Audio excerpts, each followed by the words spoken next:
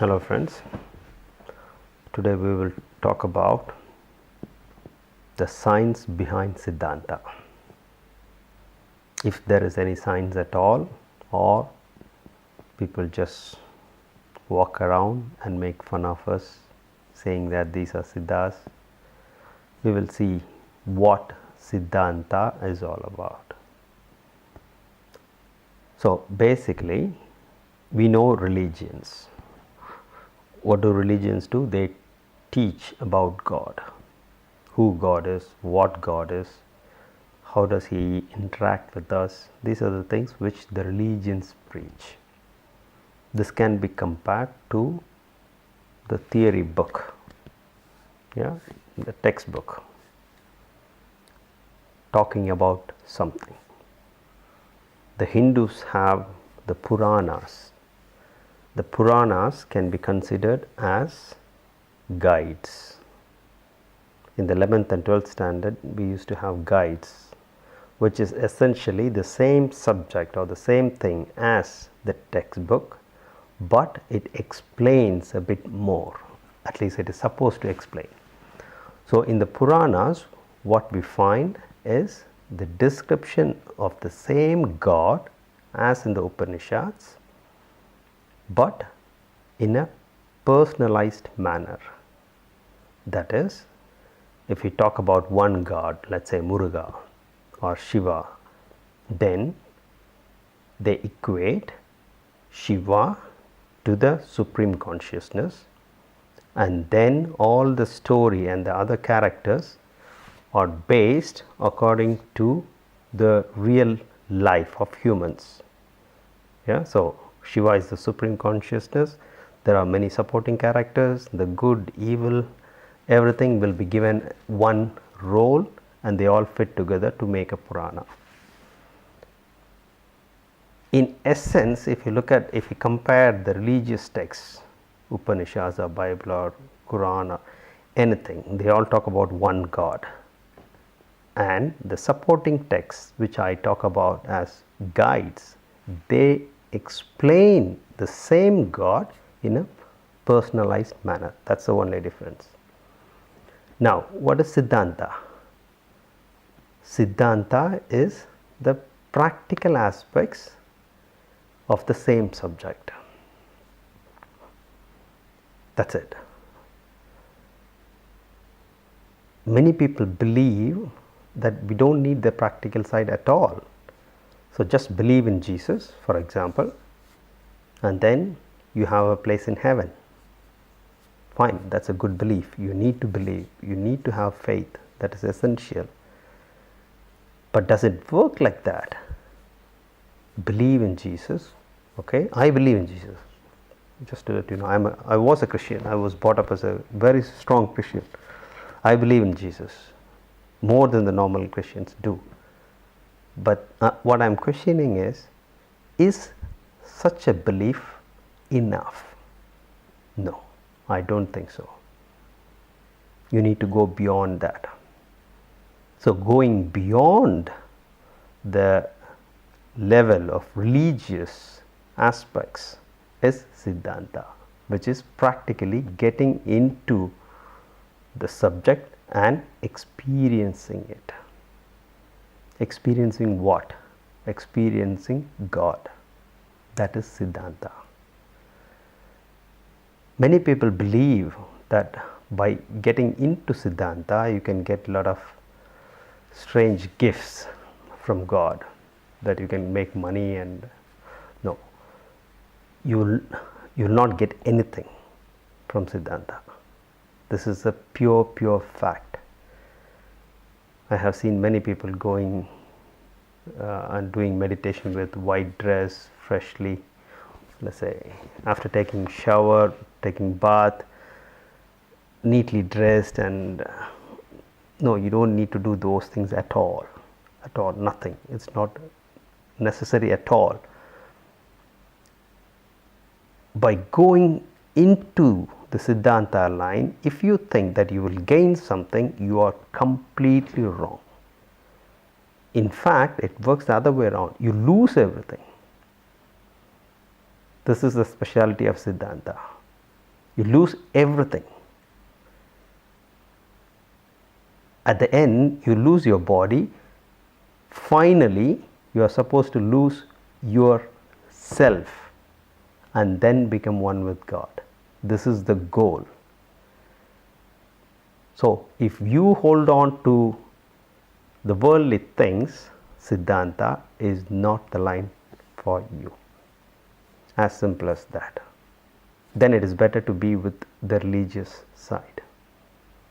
Religions are simple, straightforward for the whole group of people who are just, let's say, I would say that the people who are still enjoying the world will not find Siddhanta to be of interest at all. They cannot be. Because if you, let's imagine, you go to a park, you have covered half of the park. The park is so beautiful. You feel like going around the park to complete it. But after going around the park for 10 times, you lose the interest. And then you say, yeah, okay, let's go back. Similarly, only those who have been here on earth for a long time and after enjoying what is available on earth, you tend to lose the interest towards the worldly things. Before that, it is impossible.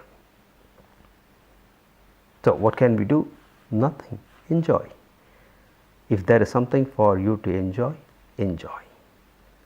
But there will be a certain state in life where you say, okay, this does not give me pleasure anymore. Then go into the line of spirituality or Siddhanta or how you call it.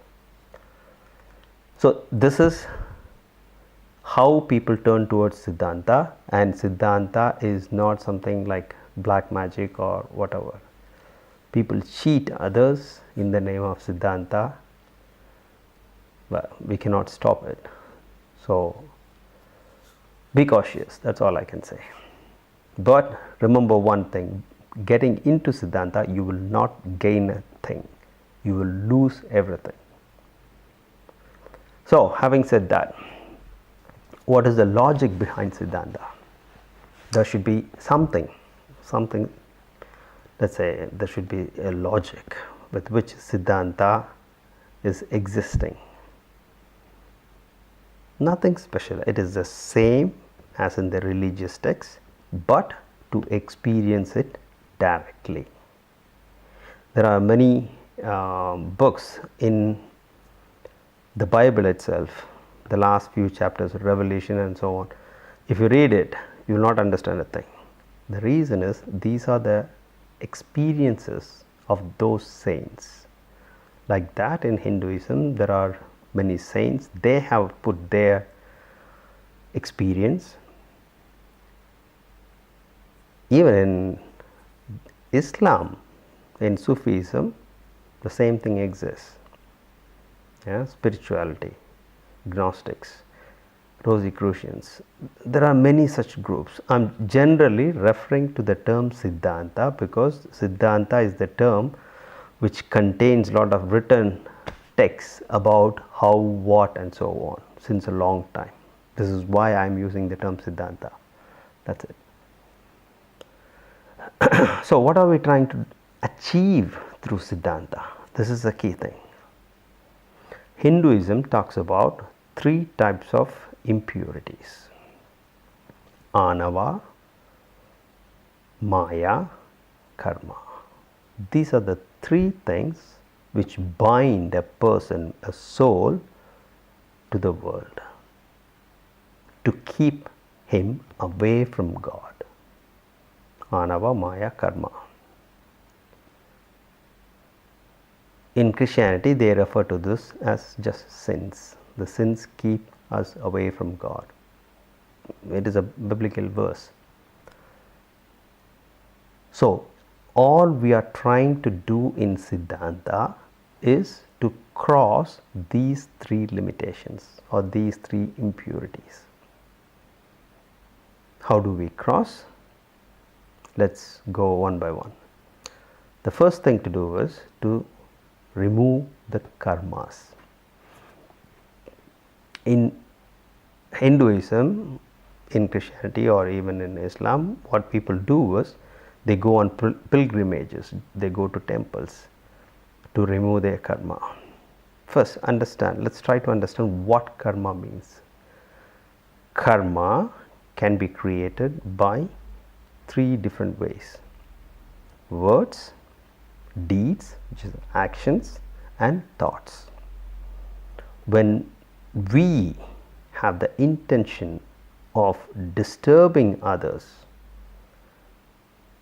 through any of these three means, we are creating a karma. It's like a mark. Okay. Where do these karmas get stored? Outside of us or inside us? It should be inside. It is inside. So when I say I have to remove the karma, should I walk towards a temple, or should I walk towards myself to remove it? This is the question which some Siddhas, Sivavakya is one good example. He just blasts the temple worship and so on, so on. What is the use of going to temple and so on, so on? The logic is karmas are stored within us. If we have to remove those karmas, we need not go outside. We have to sort it out inside. How do we sort it out? Through meditation. What happens in meditation? You just sit quiet without thinking anything. That's all. That's all. Meditation is nothing else. But when you sit like that, what we observe is the thoughts from the past, they pop up from the subconscious mind. This is what happens. In psychoanalysis, psychiatry, they use these techniques, to go back, to take the person back in time, to remove any negative impressions of the mind. This they do regularly. So like that, if you just quiet silently with a pure mind, what we come across is the previous incidents which has happened. It could be from our childhood, even earlier. They are just thrown out. What is the purpose of throwing the old incidents out? All we are doing is just clearing our mind. That's all. Our subconscious mind will be cleared. This is what is meant by removing the karma. To remove a karma, people go on long journeys to highlight, to keep on thinking about that consciously. I'm going to this on a pilgrimage just to get rid of my one particular sin, for example. This is the reason. So this is the karma aspects. What has happened after all the karmas have been washed away? In Tamil they call it as Iru Vinay Uppu. So balancing the positive and negative karmas. At a certain stage it will be balanced, and then all you end up with is a pure mind. That's all. Now in that state, from that state, next we are going to talk about Maya. Maya is nothing but the duality which we observe in the world. Maya, Vishnu is called Mayon. He takes different incarnations. The reason is, when something is subject to space and time, then what we observe is the world which we see. I'll repeat. Maya or Mayon Vishnu is someone who is subject to space and time.